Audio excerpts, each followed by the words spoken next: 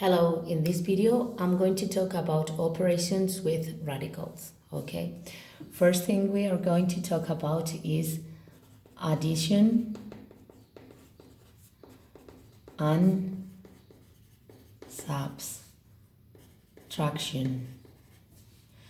We just can add and subtract similar radicals, okay? So if I have square root of 2 plus square root of 2, the result will be 2 square root of 2.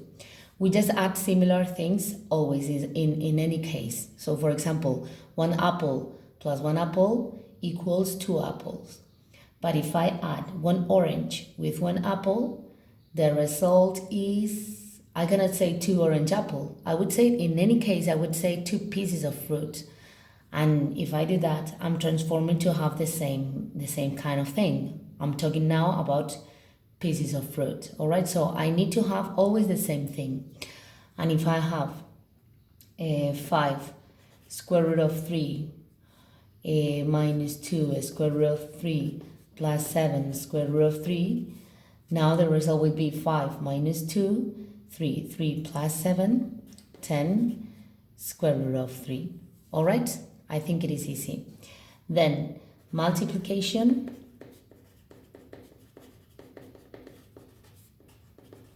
and division.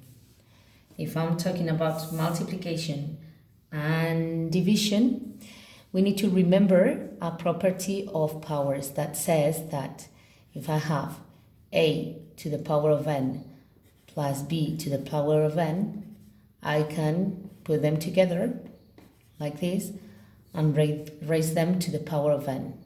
All right?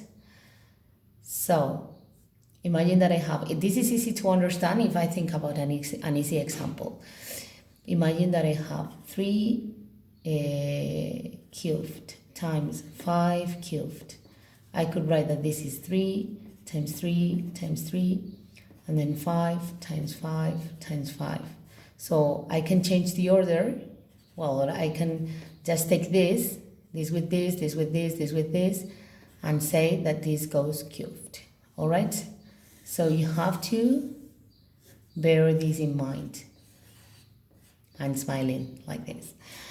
Okay, so in this case, if I have square root of 2 times square root of 5, this is like 2 to the power of 1/2 times 5 to the power of 1/2.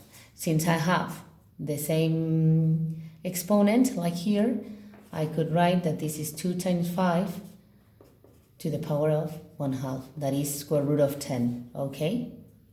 Later you can do it directly.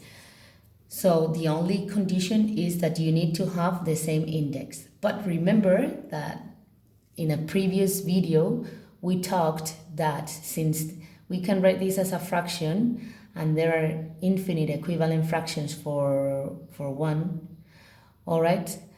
You can always write the radicals with the same index and you can multiply in the end or divide, okay? Imagine that we have cubic root of 2, okay, of 12, much better, divided by square root of 2.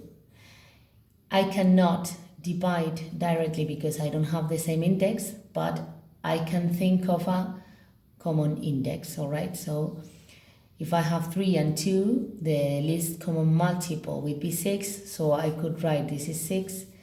Since from here to here I have multiplied by 2, from here to here this is like a 1, I would multiply by 2.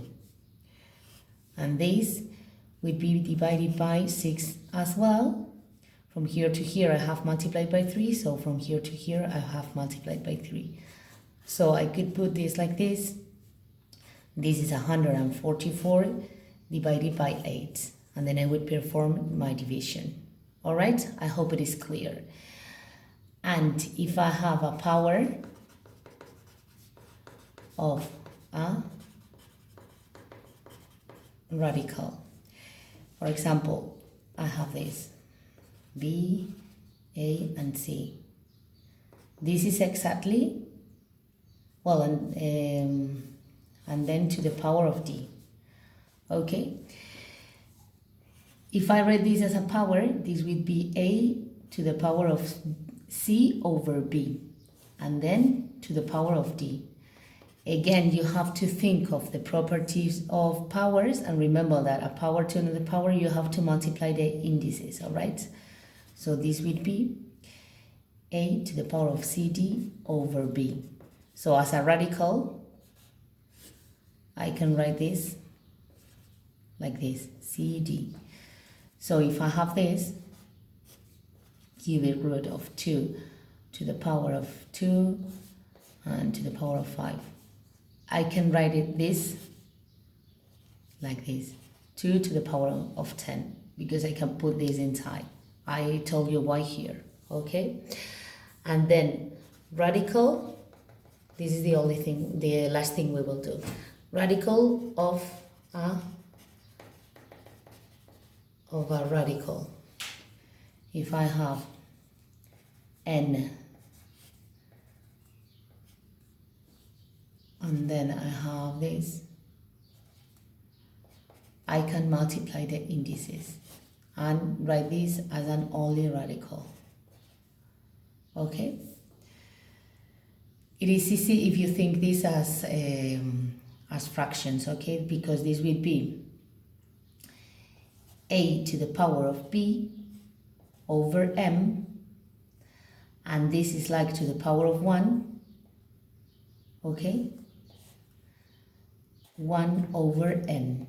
So this is a power to another power, and I would multiply b times 1, that is b, over n times m. All right? If you write this as a radical, you will arrive here. Okay, I hope it was easy. Thank you and see you soon.